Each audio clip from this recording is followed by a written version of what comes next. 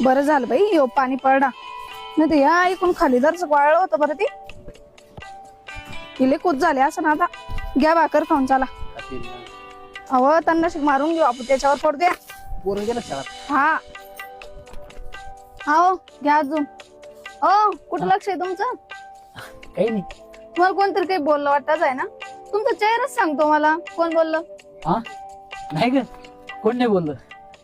कोणी बोललंच तुम्हाला तरी ते बँकेवाला आलत सकाळी तो म्हणे मागच्या वर्षी तुम्ही कर्ज भरलं नाही, या वर्षी जर कर्ज नाही भरलं तर वावरावर जप्ती अहो आणली. यो मालपाना कसा आला तर एवढं काय टेन्शन घेता तुम्ही नाही हे तू खरं बोलली.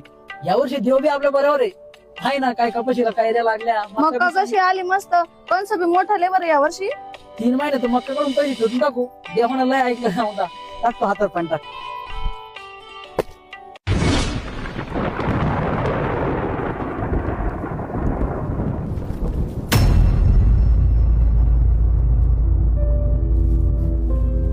अरे काय तोंडाचा पडत होता पडला नाही रे तू आणि असा पडला तर तोंडातला येल घास घेऊन गेला रे तू रडू नका होय सगळं नीट होईन रडू नका हो काय करायचं तर करतो. तू जाय घरला. रडू नका जा घरला.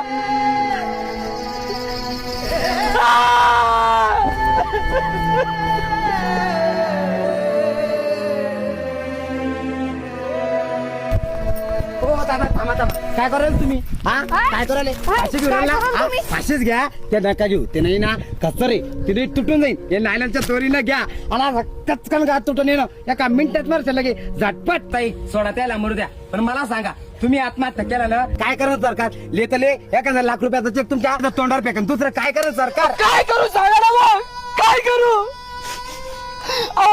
कधी ओला दुष्काळ तर कधी कोरडा दुष्काळ आमच्या पाचवीला पुजलेलाच असतो. आणि शेतकऱ्याच्या दुःखाचा कोणालाच विचार नको. पाठीमागे क्रिकेटच्या मैदानावर बॉलचा लागून एक क्रिकेटर शहीद झाला. त्याचं दुःख साऱ्या जगाला झालं, आम्हाला झालं, तुम्हाला झालं. अरे पण ओला दुष्काळ कोरडा दुष्काळ या दुष्काळाच्या बॉन्सर लागून कित्येक वर्षापासून माझा शेतकरी मरतोय.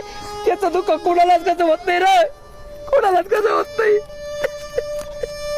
पाठीमाग क्रिकेटच्या मैदानावर 100 धावा पूर्ण केल्या म्हणजे भारत रत्न दिला जातो. अरे पण उन्हा तानामध्ये माझ्या शेतकऱ्याच्या माझ्या बापाच्या त्या नागरा मांग त्या अवता मांग हजारो धावा पूर्ण होत्या. त्याला कसा भारत रत्न दिला जात नाही रे, कसा भारत रत्न दिला जात नाही. तर तुम्हालाही सांगतो शेतकरी बंधूंनो कितीही संकट येऊ द्या पण आत्महत्या हा त्याच्यावर पर्याय नाही. तर आपण शेतकऱ्यांनी सगळ्यांनी एकजूट व्हायला पाहिजे आणि आपल्या न्याय हक्काची लढाई लढायला पाहिजे. शेतकऱ्याला न्याय मिळालाच पाहिजे.